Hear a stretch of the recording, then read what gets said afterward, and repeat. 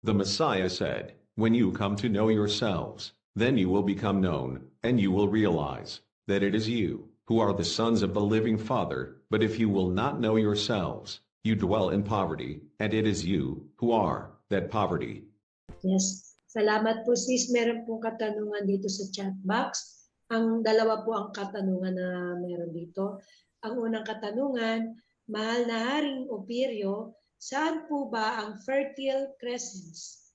Yun po ang unang katanungan. At ang pangalawang katanungan, ang pag-patronize ba po ba sa mga Babylonian system like sa education system, naming system, medication system, ay isa rin po bang form of idolatries? Yun po ang mga katanungan. Salamat po. Okay, doon sa tanong kung nasaan ba ang Fertile Crescent, somebody please share a screen. Paki-check na lang po sa internet. Hindi ko nasasagutin yan. Nasa internet po yan. Marami dyan. Fertile Crescent. Paki-check. Nasa internet dyan. Okay? Sa pangalawa, yung pag-avail ba ng ano yon? Mga gamot, educational system, yan ba ay form of idolatry? Hindi po. Iba po ang definition ng idolatry. So, ipapabaya ko na yan sa priesthood. Lagi naman na lang dinidiscuss kung ano ang idolatry. So, ang isa ko lang bibigyan ng kalinawan, dalawang klase po ang idolatry, ha? Hindi ibig sabihin na pag wala kang rebulto o imahin sa bahay mo ay hindi ka nagsasagawa ng idolatry. Kung ang nasa isip mo naman at imagination ay si Birhen Maria na nakaprosesyon at doon ka yun ang ini-imagine mo habang ikaw ay nagdarasal. Yan ang sinasabi na mental idolatry. Nasa puso mo na, hindi mo na kailangan ang physical na rebulto. So, yan. Pagsamba sa tungkod. Alam nyo, yung tungkod yun, takot daw ako sa kanya kaya hindi ko na ma-mention ang pangalan niya. O ngayon, minimension ko ang nagpo-promote ng banal na tungkod daw ng kaligtasan. Ayan, minention ko na, sabi nagkakalat siya eh. Sabi niya, takot daw ako kaya hindi ko daw siya mapangalanan. Lagi daw tungkod ang sinasabi ko. O, yung pinopromote mo na tungkod ng kaligtasan, tungkod yan ng kapahamakan. Huwag mong sabihing takot ako sa'yo, hindi ako sa'yo takot. Kahit may bakal ka pa. Alam ko ang ginagawa mo.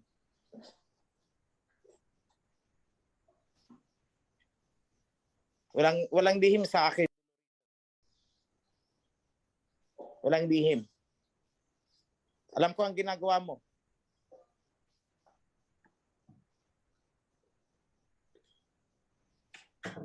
Gusto mo akong patayin?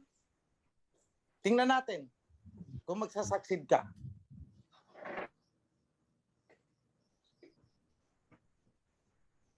Hindi ako kayang patayin ng tungkod-tungkod mo. O lahat ng sumasamba dito sa tungkod,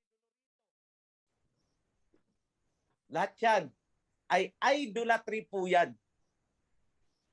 Tama bang sabihin mo, tungkod ng kaligtasan? Hindi ba't idolatry yan? Wala pong ibang pangalan. Nagkaroon ng tungkod ng kaligtasan. Wala. Ni si Moses, hindi niya sinabi na itong tungkod ko ang tungkod ng kaligtasan eh. Hanapin nyo nga kung sinabi yan ni Moses. Wala. Aba, talo mo pa si Moses niyan. Si Moses hindi nagsabi na ito ang tungkod ng kaligtasan na magliligtas sa inyo. May sinabi bang ganyan si Moses? Wala. Eh ano yung sinasabi mo? Tungkod ng kaligtasan nyo. Naka-screenshot lahat sa akin ang mga sinasabi nyo eh. All are delivered sa akin. Mahiyahiya kayo sa mga balat nyo. Ang dami nyong niluloko. Pati covenant of salvation, sinagasaan ninyo. Sinasabi nyo, yung tungkod ang gigiba sa akin. O sige, gibain nyo ako gamit yung tungkod nyo. Alam ko, you are plotting to kill me.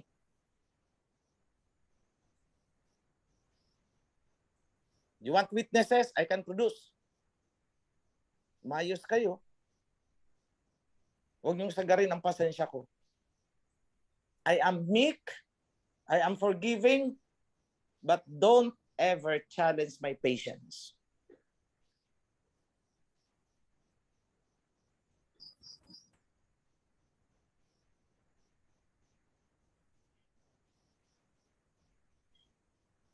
So yan, idolatry.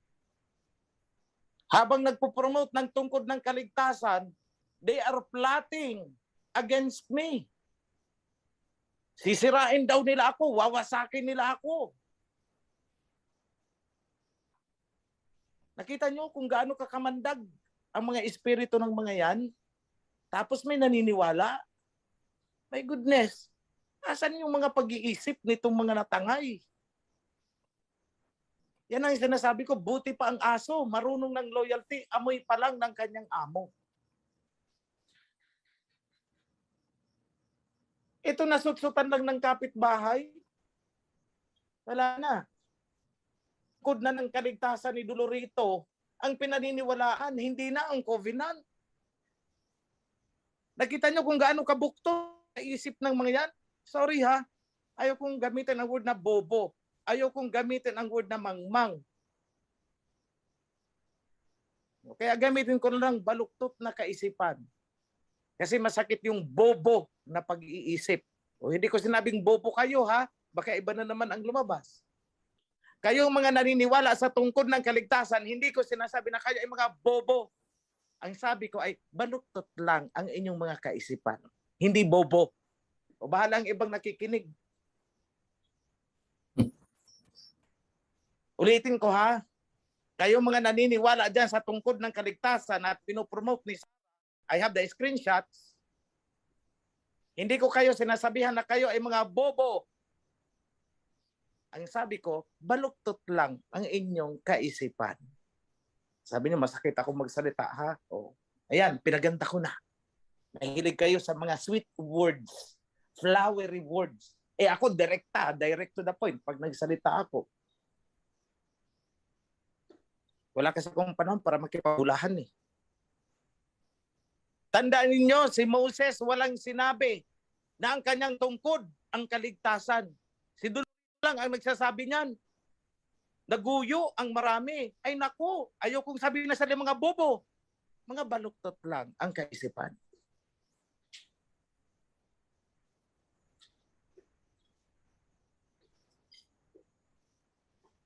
So, nakakalungkot mga kapatid,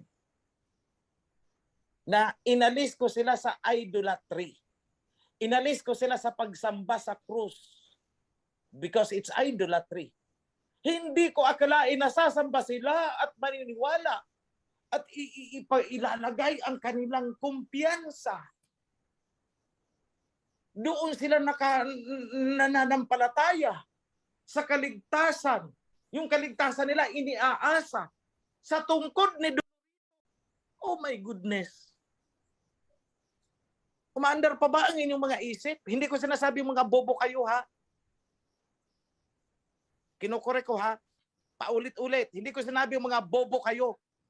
Tinatanong ko lang kayo kung umaandar pa ba ang inyong mga isip. Dahil kahit si Moses, na ginagaya ni mismong si Moses, walang sinabi na ang kanyang tungkod ang kaligtasan. My goodness. Back to the MC. Maraming salamat po, Mahal na Hari, sa kaliwanagan. At meron naman po tayong nalalabing 18 minuto para sa ating pagkatapos. At bago po tayo magtapos sa ating gawain, inihiling po namin, Mahal na Hari, ang inyong basbas sa gabi ito.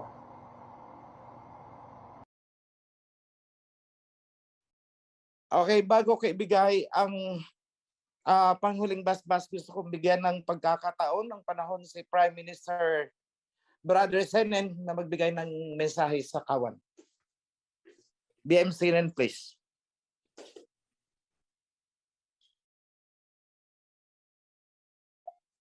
Opo, magandang gabi po, Mahal na Hari. King Oichi, kay Brother Priest Assembly, At sa lahat po ng nandito sa loob, magandang gabi po sa inyo. So, malapit na tayo, Brother Priest Emery. Mga ilang sessions pa ba? Tingin niyo po. Baka isa na lang po. Isa na lang. Opo, i-compress ko na lang. Okay lang. Okay lang po. Para maunawaan po ng lahat. Kasi, ano yan magandang ma-establish natin sa lahat na yung kingdom talaga na pilit na binabali ng mga kokak na later, yung pala, gusto nilang agawin. So talagang inidesign natin yan para makita ng lahat na mula na kingdom. At ang kingdom may temple. At ang kingdom may king. At ang kingdom ay hindi freedom, hindi democracy. Yun ang kasunod natin tatalakayin mga kapatid. Pagkatapos po ng history, ng biblical facts about kingdom, yun po ang tatalakayin natin sunod para maunawaan ng bawat isa kung paano ang behavior ng bawat citizen ng kingdom. Hindi po yung fantasy na lahat ay araw-araw ay prepare, lahat ay araw-araw kumakanta. Meron po tayong mga tungkulin dapat gampanan para sa kayusan ng kingdom. So yun po ang medyo... Hindi lang banal-banalan. Wala pong banal-banalan. Yung mga salita, mga flowery words, yan ang gusto ng mga Japitites. At malaking bahagi po marahil ng dapat din nating maintindihan na yung mga kalaman natin na natutunan sa paaralan, sa school, mula elementary, high school, college, hanggang tayo ay nag-aaral na mag-aaral. Karamihan dito, pinakikilambangan lang natin sa lipunan na ating ginagalawan. Ngunit pagdating sa kingdom, makikita ninyo, marami dyan hindi natin kailangan sa loob sa loob ng kingdom. At yan ang nagiging dahilan pa nga, kung bakit naging matigas ang ulo ng karamihan sa atin. So kailangan po matututo tayo na mag-adjust sa realities ng kingdom. Kailangan matuto rin tayo na bitiwan hindi lang yung pagiging yung idolatrous practices natin, kung hindi how we live. How we live our life nung tayo ay nasa labas pa. Kailangan maintindihan po ng lahat yan. At yan ang sinisikap namin na ipaunawa po dito sa seminar. It's not actually a training, it's a seminar. And it's not about leadership. It's more on our role dito po sa kingdom para tayo manatili po dito lahat. At kita ninyo mga kapatid na nagiging buhay ngayon lumalabas ang personal interest ng mga kapatid natin na talagang may masamang intensyon. Madali nang maubos. Maubos na po yan at kagad nakikita yan ng ating mahal na hari. Mina-underestimate nilang mabuti. Ina-underestimate nilang mabuti ang ating mahal na hari. At ina-underestimate po nila ang kakahiyang mag-isip ng ating mga kapatid. Na para baga na ganun-ganun na lang. Tingnan ninyo, yung mga tungkod-tungkod na yan ay kung naniniwala ka dyan, ay talagang i-underestimate ang ating kakahiyang mag-isip ng tama. So sana yan mga kapatid. Pag nilay-nilayan po, sinasabi rin yan sa Bible, pag nilay-nilayan natin mabuti. Kasi hindi sapat na basahin lang natin. Sa gabing ito, napakaganda ng kapahayagan ng ating mahal na hari. Buong-buo mga kapatid. Buong-buo. Kompleto na nga yan Sana pag nilay-nilayan po natin yan, ng mga history na sinabi ni Priest Emery, sana pag nilay-nilayan po natin yan. Dahil kailangan tumagos yan sa ating puso at sa kaibuturan ng ating isip. Yan ay napakahalaga po mga kapatid. At hindi sa lahat ng pagkakataon na makakausap natin ng ating mahal na hari. Dahil dumadami po ang kanyang mga dapat gawin. Darating ang panahon ng ating mahal na hari ay parang gagalaw sa limitadong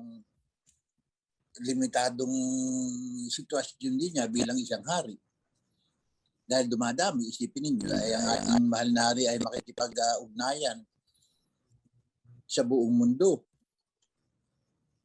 Dahil kailangan ma-preach ang gospel sa buong mundo. At sino ang magdadala? Di po ba ang ating mahal na hari? Dahil wala sino man ang nag-preach ng kingdom, ang nag-preach ng covenant. Kaya ang tungkulin po ng ating mahal na hari, hindi lang dito sa Ophir. Kaya nga sabi ng mahal na Bayaw ay, I will summon the bird of prey from the east. From the east, so dito galing sa atin. And then, i-spread niya yan sa buong mundo. Di po ba? I-spread niya sa buong mundo yan eh. Ganong kalaki po ang responsibilidad ng ating mahal na hari na sana mga kapatid ko na kasama sa pamunuan dito sa Kawan, sana maunawaan po nating lahat kung gaano kalaki ang responsibilidad at gampanin ng ating mahal na hari. Yan. Sa bagay po yan, pag naunawaan niyo mga kapatid ko, sana matulungan niyo kami na mapabilis natin ang pag-ayos, ang pagbibigay ng kaayusan sa ating kapatiran o dito sa Kawan. Para yung ibang bahagi ng trabaho ng ating mahal na hari ay maayos niyang magampanan na sa takdang panahon ng ating mahal na Aba ay mangyayari. Lagi ko po sinasabi, sana wag na ang sino man sa atin dito sa loob ng Kawan ang maging dahilan pa ng pagka-delay ng pagbabalik ng ating mahal na Misaya. Hindi po yan magiging masaya para sa ating lahat. So yun lang po. Maraming salamat po, mahal na hari. Kanina, wala, ay ayun, yung 3, 4 yata yung nagtag na naman at really ay gusto akong kausapin na naman. Sabi ko, simple lang ang dapat ninyong gawin. Gawin ang hinihingi ng mahal na hari. Walang iba. Kailan hindi nagsinungaling ang mahal na hari? Kayo ang naghahabi ng kasinungalingan. Do the right thing. Yun po sabi ko sa kanila. Do the right thing. You know better. Yun po ang last word ko sa kanila. So, yun po. Mahal na hari, sa inyo po lahat. Magandang gabi po at ako po'y tuwan-tuwa sa takbo ng ating training o seminar dito po sa every Tuesday Zoom po natin. At sana ganun din po kayo. Salamat po. Thank you, Pro PM Senen.